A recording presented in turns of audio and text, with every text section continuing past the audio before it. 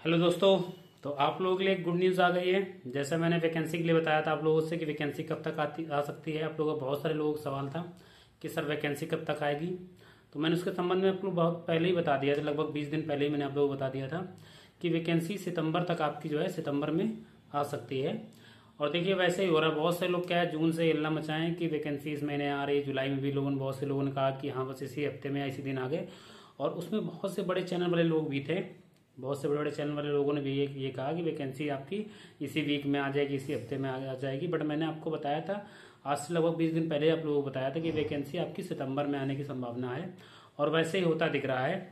जैसे आप लोगों को कभी ज्ञात हुआ होगा कि 31 आज की डेट से 31 जुलाई से आपका ओटीआर फॉर्म फिल करना स्टार्ट कर दिया। वन टाइम रजिस्ट्रेशन यूपीपी ने भी लागू कर दिया है। तो ओटीआर का मतलब ये है कि एक महीने समथिंग आपका ओटीआर भरा जाएगा लगभग। देन उसके बाद वैकेंसी आपकी आएगी। तो जो मैंने आपसे बात बताई थी सितंबर में वैकेंसी आने के चांसेस हैं, वही बात आपकी सही होती है, दिख रही है। और सेकंड जो मैंने आपको बताया था एग्जाम कि आपका एग्जाम फरवरी के बाद ही होगा, जाकर फरवरी 2026 के बाद ही होगा। तो एग्जाम भी फरवरी 2026 के बाद ही होगा आपका, ये मान लीजिए आप। सितंबर में वैकेंसी आने के चांसेस हैं, जो मैंने बहुत पहले बता दिया था। अभी आपका ओटीआर आ गया है, ओटीआर फिल करेंगे, देन उसके बाद फिर वैकेंसी का नोटिफिकेशन आएगा, तब उसके वैकेंसी का फॉर्म फिल होंगे।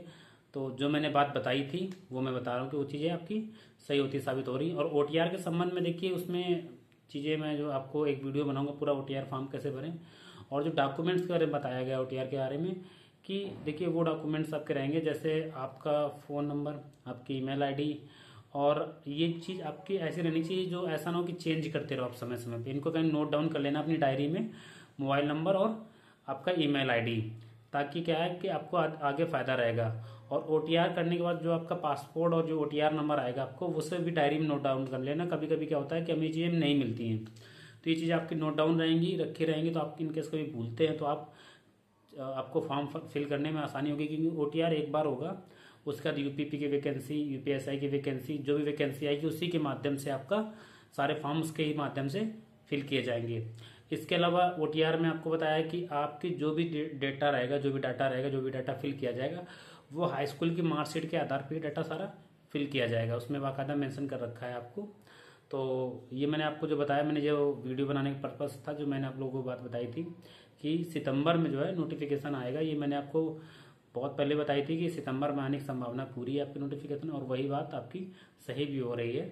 तो और ओटीआर के लिए मैं एक वीडियो जो पूरा बाकायदा अच्छे से बनाऊंगा, जिसमें आप ओटीआर कैसे फिल करेंगे पूरा ए टू जेड, उसमें इन्फॉर्मेशन आपको मिलेगी और बहुत जल्दी आपको इन्फॉर्मेशन मिलेगी। और उसमें लिखा हुआ भी है, आप देखिएगा पढ़िएगा, ओटीआर अति शीघ्र मतलब जल्दी से भर लें। क्योंकि ओटीआर जैसे ही मतलब एक निश्चित टाइम दिया जाएगा, अभी तो इसमें टाइम का मेंशन नहीं किया उन्होंने, नोटिफिकेशन जो आया है। देन उसमें क्या है कि जल्दी ही आपका ओटीआर क्लोज भी कर सकते हैं, लेकिन कम से कम एटलीस्ट 15 से 20 दिन मतलब एक महीने मेरे हिसाब से तो देंगे, समथिंग एक महीना कंप्लीट जो है पूरा। लेकिन आप लोग प्रयास करना कि जल्दी ओटीआर भर लें, आप बहुत ज़्यादा वेट मत करिएगा ओटीआर को लेकर। आपको आपके पास डॉक्यूमेंट्स होंगे ही सारे, ठीक है, हाई स्कूल की मार्कशीट, आधार कार्ड वगैरह वगैरह, और जो डिटेल्स उसमें मांगी हुई है उसके बारे में एक वीडियो अगला बनाऊंगा।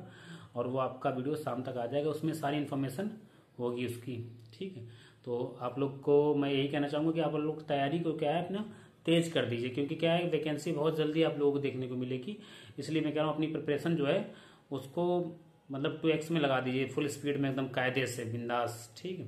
तो मैं वीडियो यही समाप्त करता हूँ। और हाँ, आपको मूल विधि के संबंध में मैं आपको पढ़ा रहा हूँ चीज़ें, तो मूल विधि मेरी वीडियोस देखिए। अगर आप लोगों को कुछ चीज़ें लगे कि और इन्हेंस करो, जो मेरे खुद के नोट्स हैं मैं उन्हीं से चीज़ें पढ़ा रहा हूँ आप लोगों को। अगर आपको लगता है कुछ और इन्हेंस करना है तो वो बताइए मुझे। और आप लोग पढ़ेंगे इससे तो आप लोगों को लगेगा, देखिए जैसे बहुत से टीचर आपको मूल विधि को लेकर डरा रहे हैं कि बीएनएसएस पूरी रट लो, बीएनएस पूरी रट लो, बीएसए पूरी रट लो, और बहुत से एक्ट की पूरी पूरी धाराएं रट लो। तो इतना आप रट नहीं सकते हो, क्योंकि वो सारी मिक्सअप हो जाएगी, सब भूल जाओगे आप, एग्जाम में कुछ भी याद नहीं रहेगा आपको जो इम्पोर्टेंट है। क्योंकि आप बीएनएस बीएसएस ये जब पढ़ोगे ना, और बीएसए जब ये पढ़ोगे, तो इनकी इतनी इतनी धाराएं, 300-300 धाराएं, 400-400 धाराएं एक एक उसकी हैं बुक की।